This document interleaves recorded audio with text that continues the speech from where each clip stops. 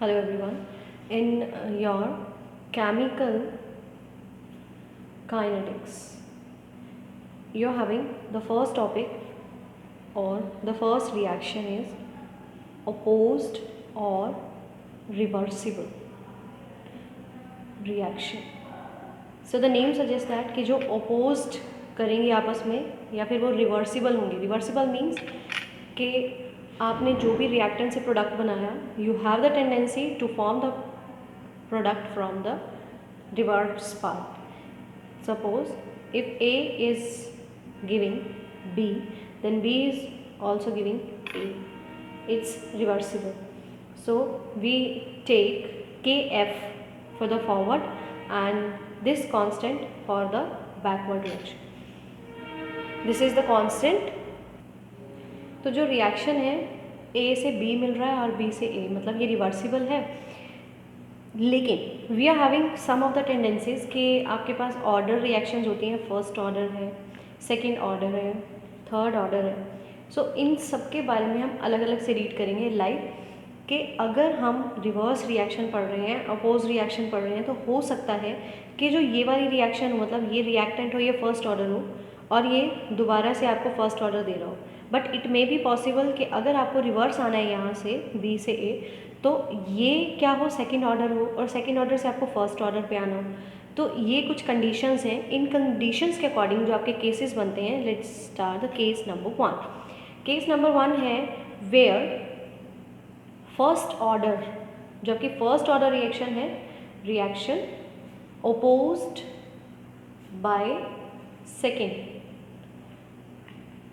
Sorry first, आप first से कीजिएगा कि फर्स्ट ऑर्डर जो है वो फर्स्ट से ही अपोज्ड हो रही है. So what happens here, you are having the time, let's suppose time is equal to T.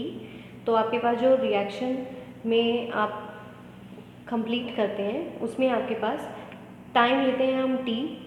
Number of जो मोल्स हैं रिएक्ट कर रहे हैं, that number of moles that is equals to x. So if the number of moles is x, so for first order reaction we can write it as first t is equals to 0, then the formation, which formation you are having, this at t is equals to 0, this is a, this is 0. So if x number of moles are forming here, तो आपके पास हो जाएगा time is equals to T. अगर T time है तो वहाँ पे आपके पास क्या कंडीशन आ जाएगी, that is a minus x and this is x. Starting में हम ए लेकर चले और जब नंबर ऑफ एक्स हमारे पास फॉर्म हो गए तो यहाँ पे आपके पास ये कंडीशन आ जाएगी एट टाइम टी.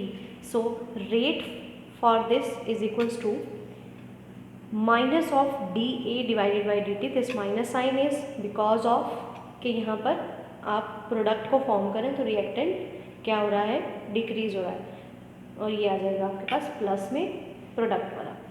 अगर हम इन टर्म्स ऑफ बी लिखते हैं, इट मीन्स कि अगर फॉर्मेशन हो रही है आपकी बी की, तो जो रेट आपके पास आएगा that rate will be t x divided by D t is equals to के f for the forward reaction.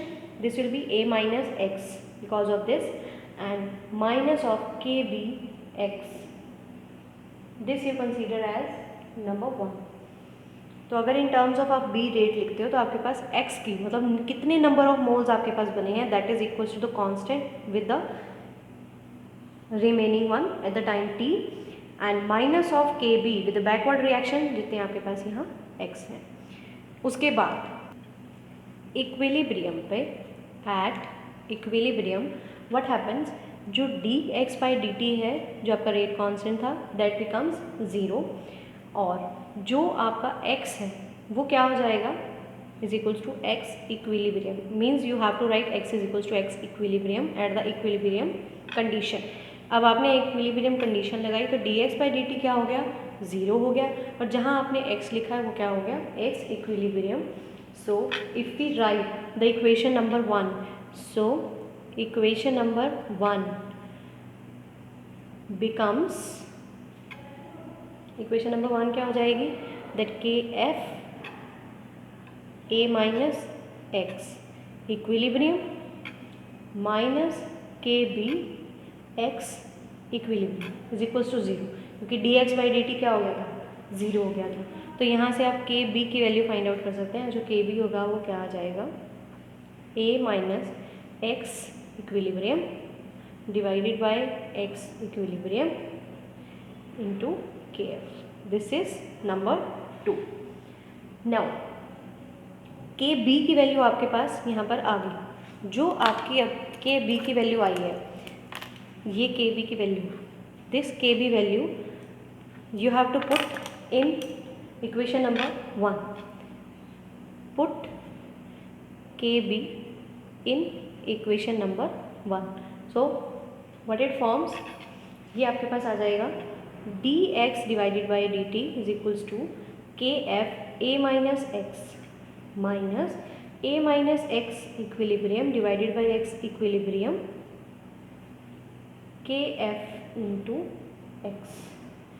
So after solving this, जब आप इसको सॉल्व करेंगे तो आपके पास जो वैल्यू आती है दैट वैल्यू इज, इसके ब्रैकेट सब ओपन करके जो D x by D T है वो क्या रिमेनिंग रह जाएगा, K F A common and inside there will be x equilibrium minus x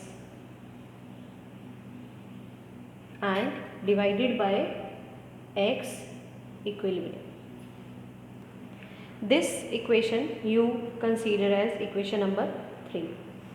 Now equation number 3 is the differentiated rate law for the first order reaction opposed by first.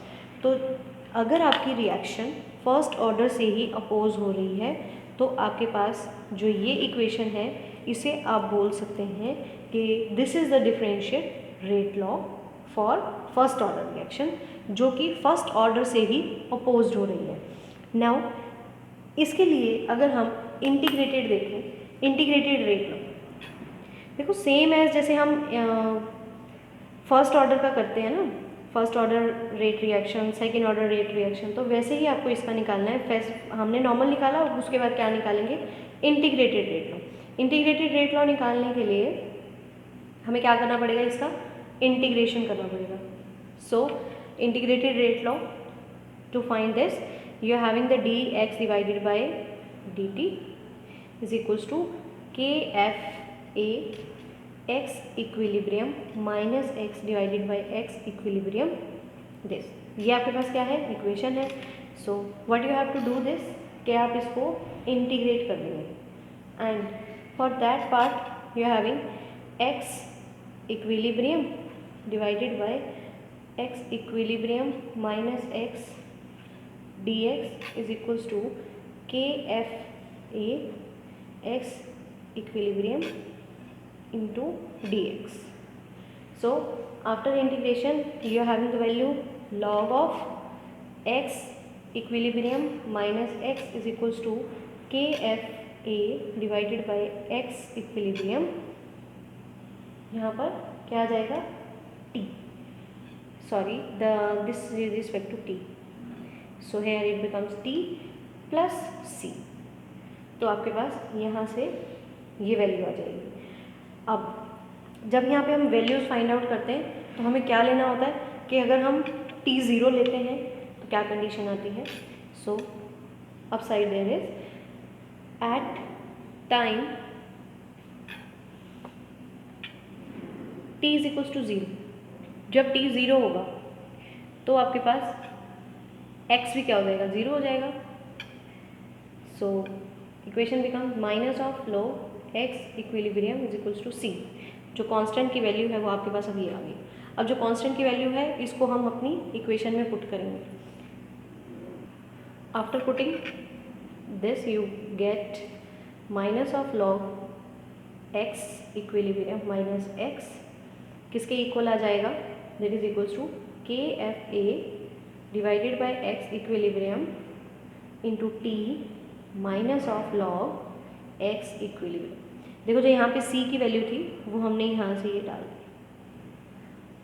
Now if you further write this, this can be write as log of x equilibrium divided by x equilibrium minus x is equals to kf a into x equilibrium into t. आप इसको इस तरीके से भी लिख सकते हो, and this equation is your rate law. ये इक्वेशन आपके पास क्या आ जाएगी, इंटीग्रेटेड रेट लॉ. ये आपके पास इंटीग्रेटेड रेट लॉ आ गया. किसका, first order opposed by first order. इसी इक्वेशन को अगर फर्दर आप मॉडिफाई करके लिखते हैं, सो you having the another form. Another form क्या हो जाएगी इसकी, while using equation number 2. Equation number 2 जो आपकी आई थी फर्स्ट वन, फर्स्ट कौन सी, जिसमें आपने ये फाइंड आउट किया था कि उसका रेट लॉ क्या होता है, not integrated, simple one. So you having k F a minus x equilibrium is equals to k b x equilibrium. Now you can write it like kf a divided by x equilibrium is minus kf x equilibrium divided by x equilibrium is equals to kb.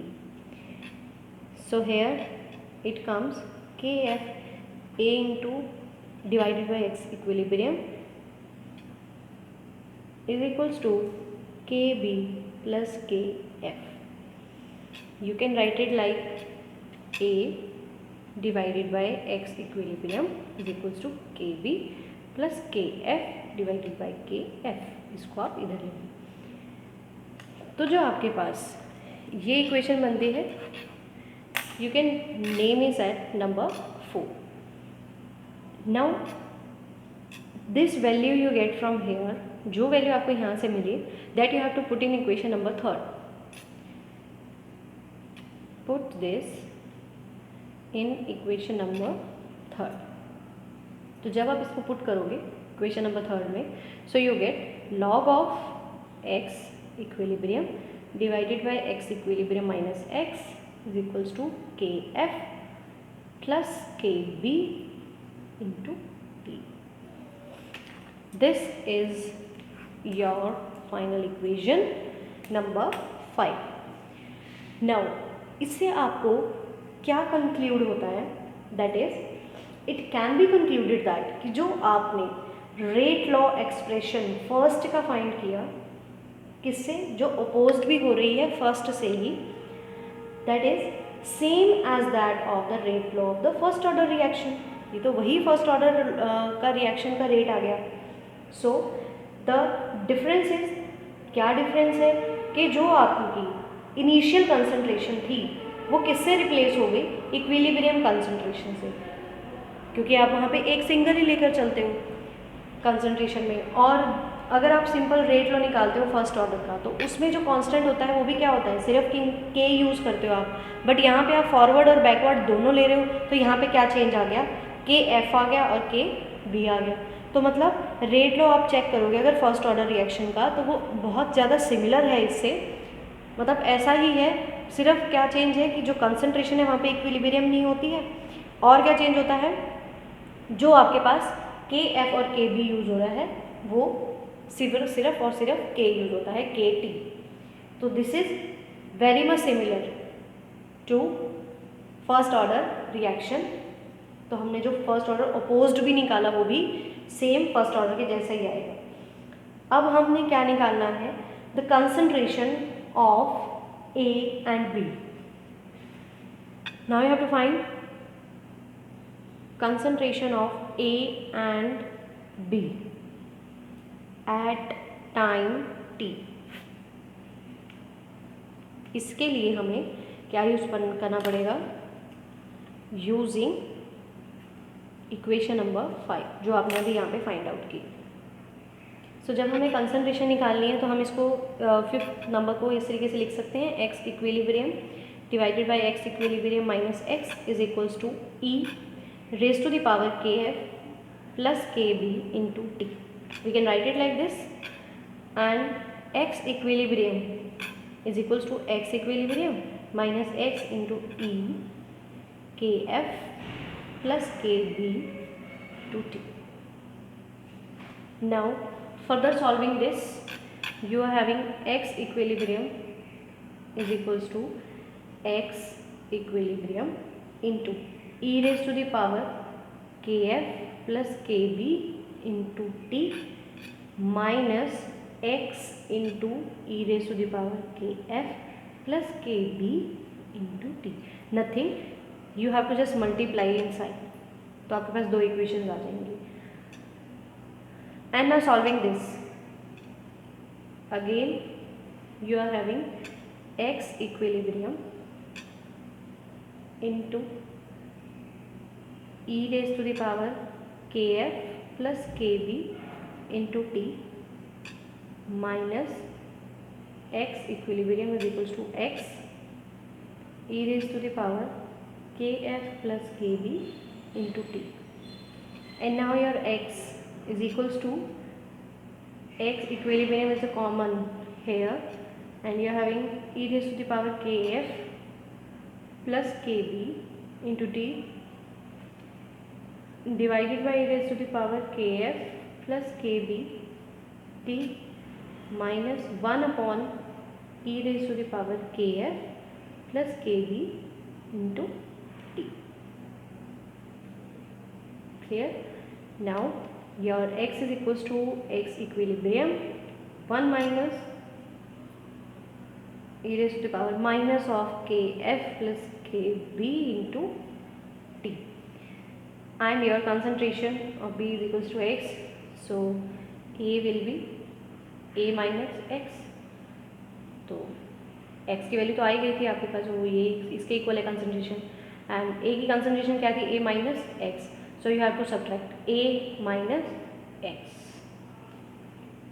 x की value यही है आपके पास 1 minus e kf plus kb into t. So this will be your concentration. Concentration निकालने के लिए आपको इस equation का यूज़ करना है और इसको रीअरेंज करना है, मतलब लॉग की वैल्यू को e raised to the power में लेकर जाना है. एंड व्हाइल सॉल्विंग दिस, जो आपकी x की वैल्यू आ जाएगी वो ये आ जाएगी.